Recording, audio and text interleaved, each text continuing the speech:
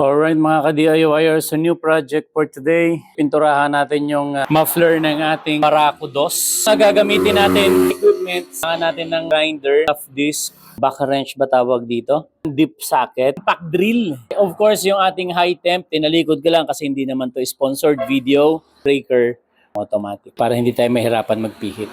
Protective gears, gloves, face mask, glasses. Of course, kung meron kayo mas maganda dito, much better. Yung mga essential na kailangan natin. Tapusin nyo ang video to para makita nyo from the start. Okay, so kukuha na natin ng video ang ating muffler para makita nyo yung before and after. Ano? Kita nyo naman, talagang buhangin talaga siya, di ba? Yan. Ang ating muffler, kadtad siya ng kalawang. Ating Barako, 2017 pa na model. Pinturahan natin ang buo yan. Siguraduhin nyo palang malamig tong inyong muffler bago nyo baklasin. Ingatan natin for safety, hindi ma-lost thread itong mga nut na nandito. Hirap talaga pag mag-isa ka lang gumagawa. Wala kang shooter, ikaw na rin.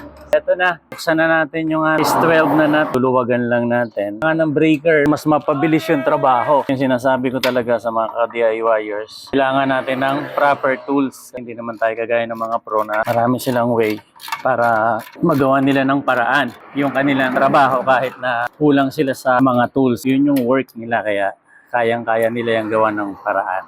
Okay, so diretso natin siyang tanggalin. Ito na yung ating unang 12mm na bolt ng muffler.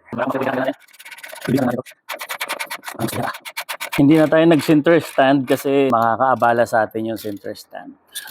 Alright, so dito na tayo sa harapan. Naka-trench pa rin tayo. Medyo malambot to. Lagi ko tong bugahan ng WD-40. Yung isa, hindi siya abot ng deep socket. Dito natin kailangan ng may mga tools talaga na pinaggagamitan lang. Yung kailangan natin dito ngayon. Malambot lang naman siya. Ilahin na natin yung muffler and kuha lang kayo ng pwede nyong ipantakip dito no, sa may engine block. Siyempre, para hindi mapasukan ng alikabok.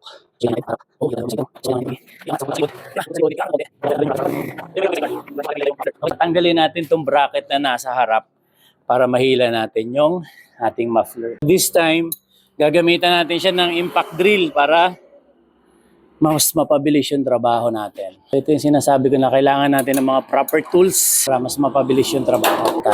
Alright. Ganun kabilis pag may gamit tayo. Natin tinanggal yung bracket na yan para ma-giveaway yung paglabas ng ating muffler. Medyo mahirap talaga siyang tanggalin. Kailangan natin bumalik sa likod para matanggal natin. Ayan. Aba, mahirap na sigla. Iikot. So, tuntok sa buwan palang pagtanggal na ito. Ayan. Okay. Kailangan lang mapihit. Alright. So, ito na. Makakalusot na tayo. Grabe, hirap. Ang hirap ay lusot. Okay. Isa pa. Ang hirap. Kailangan natin ng impact drill saka hexagon kasi tanggalin natin yung heat guard nito para maitulak natin paharap. Alright. Siya kaya ng kamay lang. Kailangan talaga ng impact wrench. So yung hexagon na ginamit natin para matanggal yung frame. Hindi ko alam kung anong size na. Basta ito. Ayan, check nyo na lang. Ayan yun.